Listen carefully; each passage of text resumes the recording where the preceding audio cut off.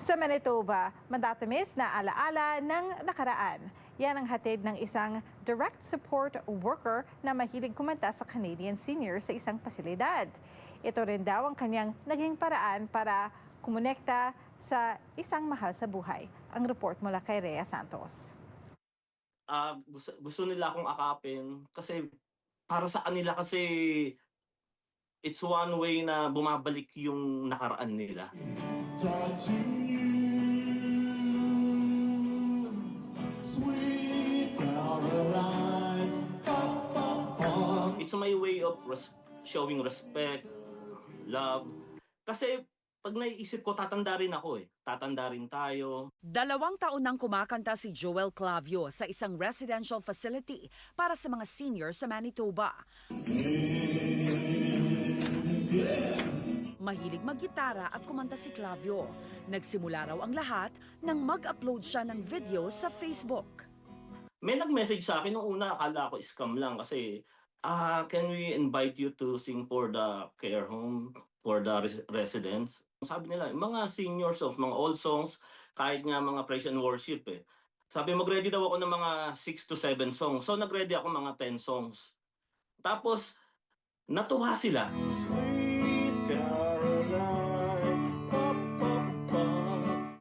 You are my sunshine. Take me home country roads. Yung mga smile, kaya sera-sera. Naririnig ko kasi sa tatay ko tsaka sa lolo ko, sa nanay ko. So umiyak yung isang senior kasi yun palang particular song na yun, kinakanta ng asawa niya sa kanya. Kinis ako, inakap ako. Sumakabilang buhay ang ama ni Clavio nung 1 taon, ang dahilan kung bakit nahilig daw siya sa gitara at pagkanta. Parang ito yung way ko na kumonek sa kanya. Na naaalala ko siya yung mga kantang pinapatugtog niya, yung mga kantang kinakanta niya.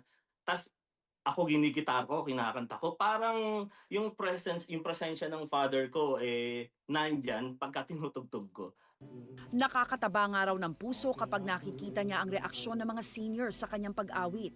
Kamakailan, dinala na niya ang buong pamilya para haranahin sila.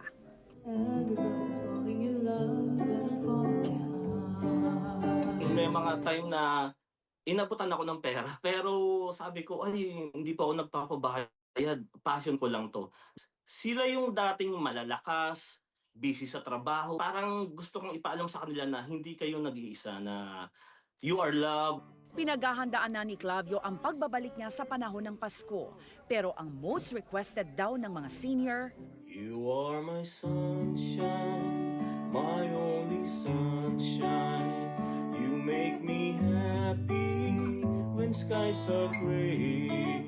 You never know again how much I love you. Please don't take my sunshine away.